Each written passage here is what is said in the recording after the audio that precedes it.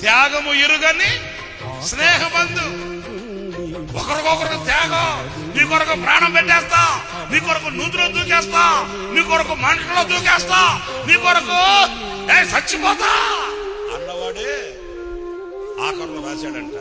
ఇన్ని మాటలు రాసి నీ కొరకు తడిచిపోతా, నీ కొరకు నూతులు దూకేస్తా, నీ కొరకు బావిలో దూకేస్తా, నీ కొరకు మంటలో దూకేస్తా, ప్రాణం రాసి ఆఖరులో అంటాడట. వర్షం రాకపోతే రేపు రాత్రి, రేపు సాయంకాలం పార్కులు కలుసుకున్నామట. ఆకులు తక్కువైందా, ఆకులు అంటుందంట, నూతులు దూకేసేవాడికి వానొస్తే ఏమైందంట, మంటలో దూకేసేవాడికి వర్షం వస్తే ఏమైందంట.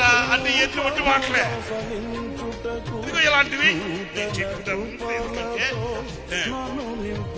ఎక్కడ కూడా త్యాగంతో కూడిన స్నేహాలు కానీ, ఐక్యతలు కానీ, బంధాలు కానీ కనిపించని దుర్లభమైన దినాల్లో మనం ఎవరిని ఎవరు నమ్మలేని పరిస్థితుల్లో ఈరోజు ఉన్నాం.